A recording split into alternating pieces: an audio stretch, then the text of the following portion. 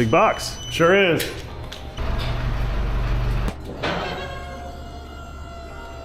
Time to move the MR1, ladies and gentlemen. What's that, you ask? It's a 3-axis CNC milling machine. Gantry mill, you know, of the sort. A big one, too.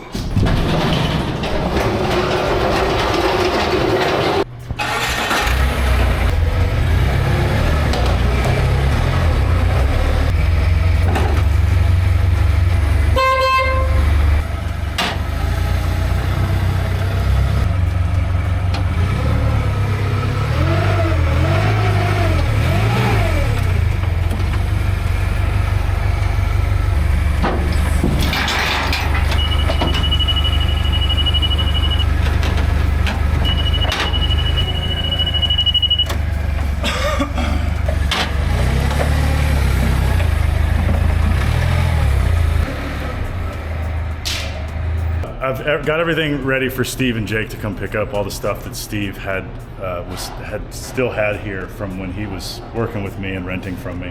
That's all staged at the front, ready to go. And because I have a decent amount of momentum now, as far as cleaning and prepping for the move, I think I'm going to keep doing that and focus in this corner. I need to unbolt and lower the lift arms and consolidate. This pallet rack is essentially just a catch-all right now. There's no real rhyme or reason to anything on it, nor is it very densely packed. So I think I could unpack it rather quickly and break it down, opening up this entire corner and actually making a pretty big dent in the move, or at least prep for the move. I don't know. I've entered a pleasant manic state where I'm just grabbing things and moving them around, and it makes me feel very good to do that. I intend to occupy every moment of idle time between paying jobs doing this, breaking things down and prepping for the move and those things. Making it work. Yeah, between me and the forklift, I can make a whole hell of a lot happen with these two and that. Observe.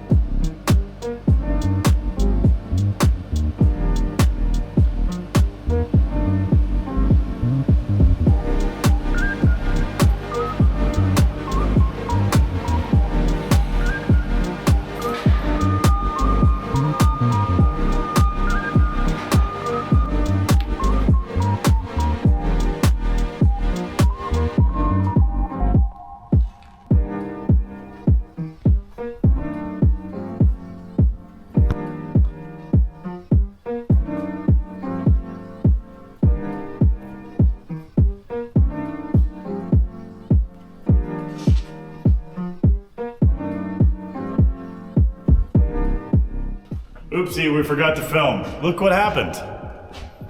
We have a shop office now. We've reclaimed about 500 square feet of space from the shop, and it's all integrated here with the existing office. Shares a door right here, so you don't even have to go. All this will be air conditioned now. Oh, it's cool, it's actually happening. Why is building habitat so fun?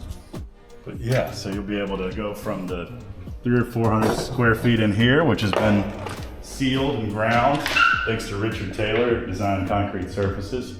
The floor is nice in here. We just gotta dress the walls a little bit. Hanging lights in here soon and outlets. Still chasing down an HVAC contractor, but that's what it's like chasing down an HVAC contractor. They're all moving targets. And then we'll do some lights in here. Nice tall ceilings. I think we went for 9 feet. Yeah, I think I'm sort of 8-ish at the tip of my finger, so roughly 9 foot ceiling, so that's awesome. And it's load bearing, so it was built like a deck. Nice big fat column in the middle so we could use it for storage up there. I wonder how much headroom is up there. Do we have enough for a lounge? Yeah. Cool. I mean, it's short for sure, but there's some shitty couches up here. Awesome. So what's next with the shop office? Well, next we have Chris coming back, the electrician, and he's going to do outlets and light boxes. And then I desperately need Alton or somebody to help me do some HVAC stuff. You know, this heater now is a little pointless, so we want to move that out, as well as verify that all 3 of these natural gas heaters work, and then get the unit that we bought from Troy swapped in place of that one, and then duct it into here, duct it into there, and then once all that's done, then we insulate these walls and skin them. So we'll probably do plywood on the outside, because who cares, and then drywall on the inside so it can be painted and look nice, just like we did over at 508. Then I gotta get windows. We'll probably go to Habitat and keep checking for some reclaimed windows and a door, and then paint the floor and paint everything else. And then I don't know if we're gonna do any sort of ceiling in here, just leave it raw. And then move in, that's all we have to do.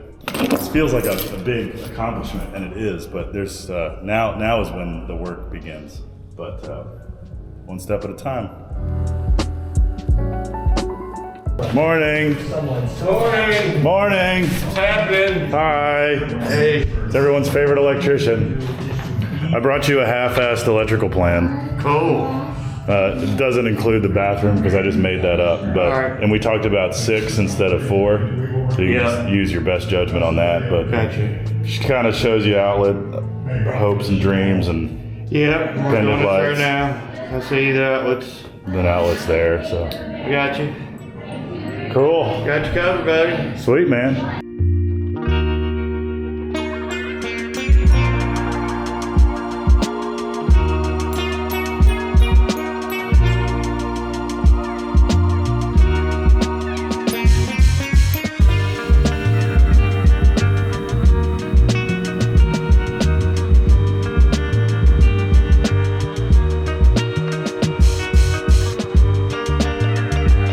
Look at this progress, huh? Look at that. Got lights, got outlets. Pulled the sheeting off one of those windows, let some light in. Got Jacob in here, is cleaning out the bathroom. We got lights in here as well. I mean, it's not gonna feel like such a murder bathroom now. Yeah. I mean, you can still do some murdering, but it'd be easy to see where the mess is.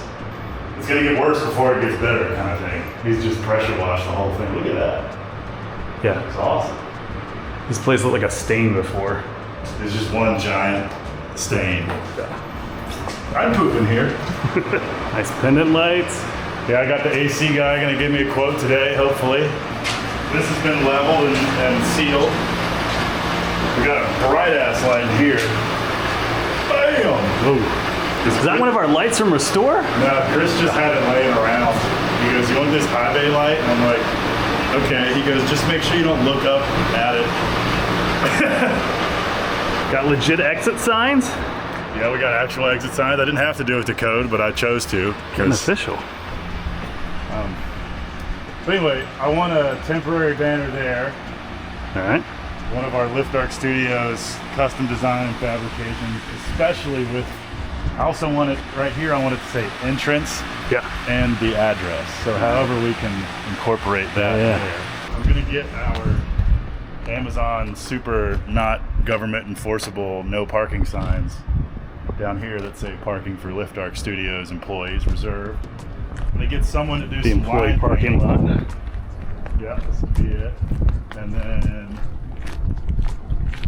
on this side, it's a big 12-foot by 4-foot banner that says Lift Arc Studios, Custom Design and Fabrication.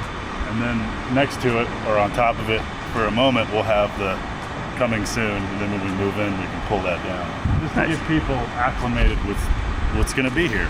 Us, bitches.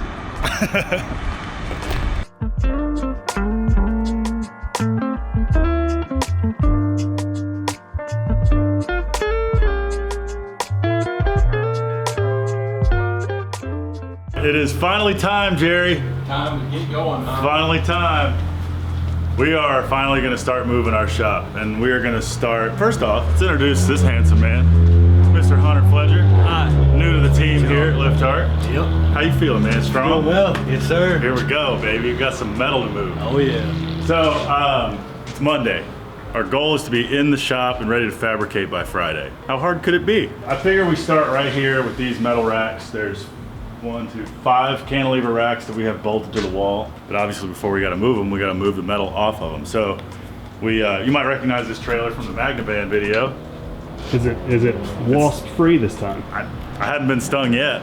I'll let you find all the wasp underneath it. But we're gonna start by moving all this metal, mainly these 4 racks here, all the long dimensional stuff, onto that trailer so we can park it over there, and then we can break these racks down, move them, mount them, and then unload them. So we move this stuff as few times as possible. Just once onto the trailer, and then once off the trailer back onto the racks. I really don't want to move it 4 times. Twice would be ideal. 3 would be just an odd number, so we can't do that. So yeah, we're gonna put some dunnage down on the trailer, bunch of wood, so when we get over there, we can slip the forklift underneath it and make our lives a little easier. Because this door is only 10 feet wide, there's only one way to do it. One bundle at a time. So here we go. You ready? Strap in, cue the montage.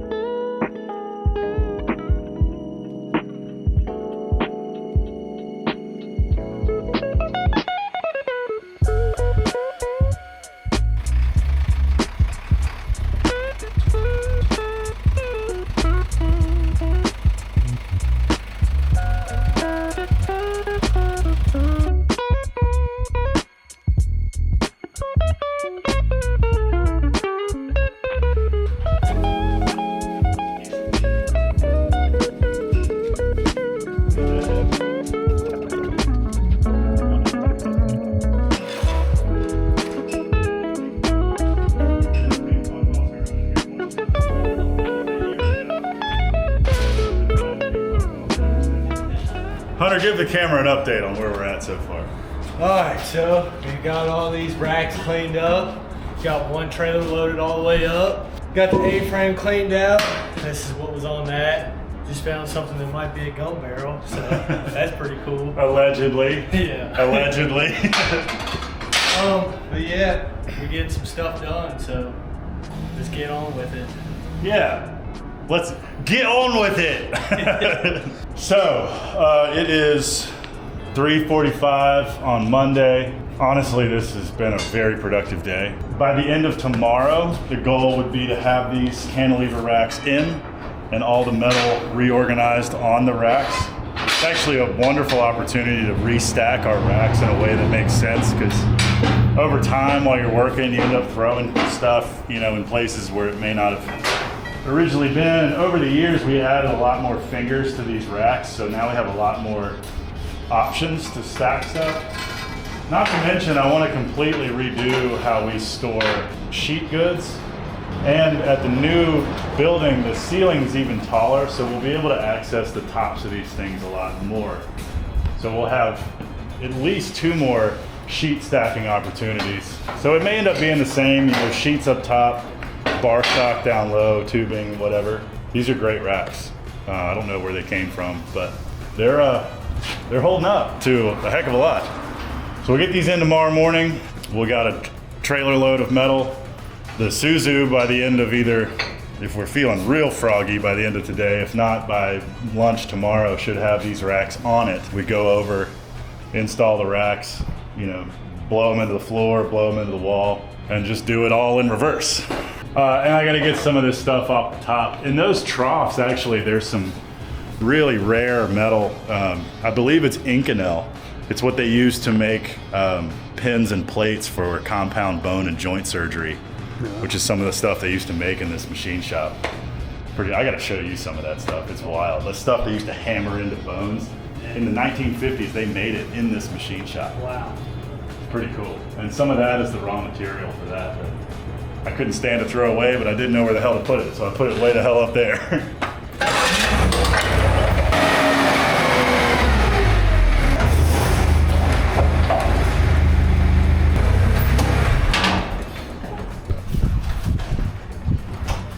What could possibly go wrong, right?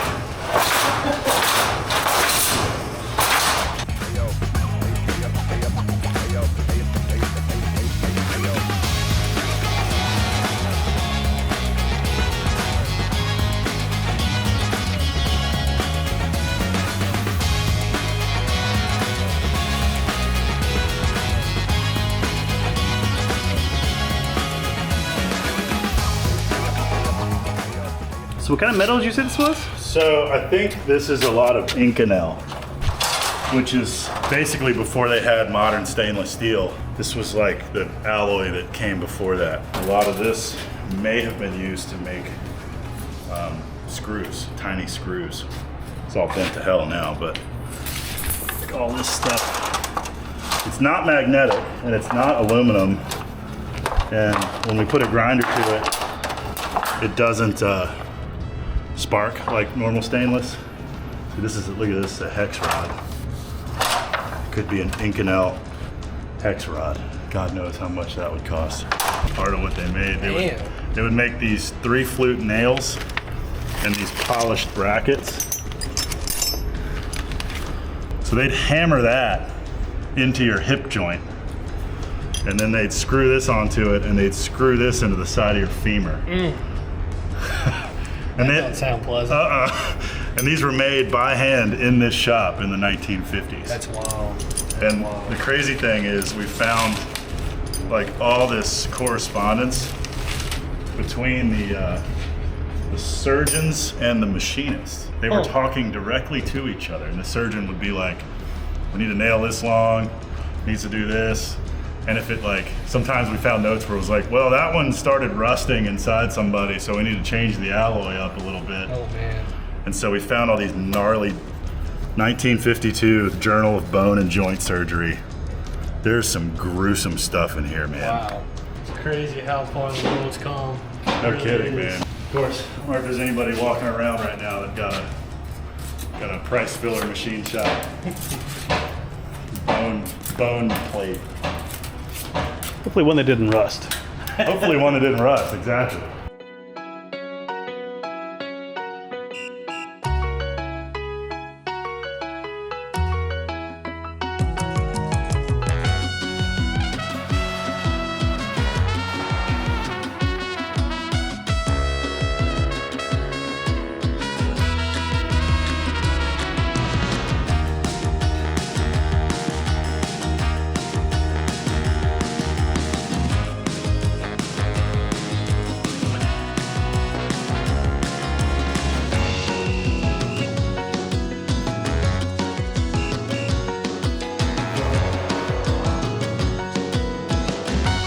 Okay, bye. See you in the morning.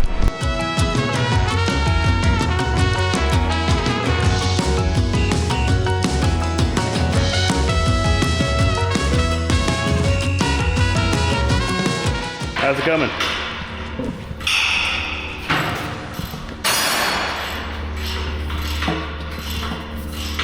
The magic trick. Great. Hey, look at that.